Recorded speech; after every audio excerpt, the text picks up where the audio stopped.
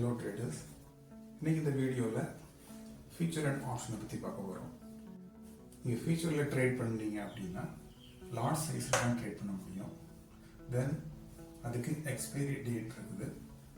அப்புறம் ஃபியூச்சரில் ட்ரேட் பண்ணணும் அப்படின்னா அதுக்கு மார்ஜின் மணி தேவைப்படும். அது அரௌண்ட் 1.5 lakhs வரைக்கும் இருக்கும்.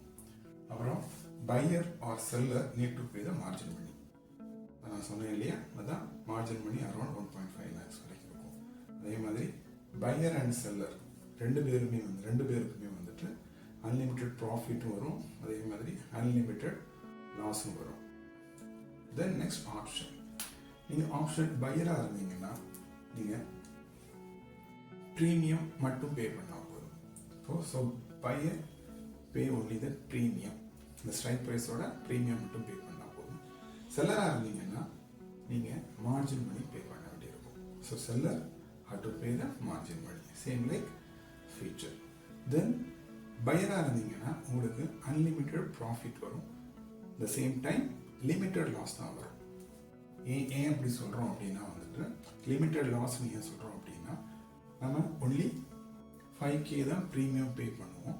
அந்த 5K உள்ளே தான் நமக்கு வந்து இந்த லாஸுங்கிறது நமக்கு வரும், அதை தாண்டி நமக்கு வராது. சேம் டைம் செல்லராக இருந்தீங்கன்னா உங்களுக்கு வந்துட்டு limited profit and unlimited loss. செல்லராக இருந்தீங்கன்னா ஏன் லிமிட்டெட் ப்ராஃபிட் சொல்கிறோம் அப்படின்னா வந்துட்டு இந்த பையர் அந்த ப்ரீமியம் பே பண்ணுறாங்க இல்லையா, அதுதான் செல்லரோட ப்ராஃபிட்டாக வரும். அவங்களுக்கு வந்துட்டு சேம் டைம் அன்லிமிட்டெட் லாஸ் வந்துட்டு அன்லிமிட்டடாக இருக்கும். சேம் டைம் இந்த ஆப்ஷனில் லாட் சைஸ் இருக்குது, லாட் சைஸில் தான் ட்ரேட் பண்ண வேண்டியிருக்கும். தென் அதுக்கு எக்ஸ்பைரி இருக்குது, வீக்லி எக்ஸ்பைரி, மந்த்லி எக்ஸ்பைரி அப்படின்னு இருக்கு.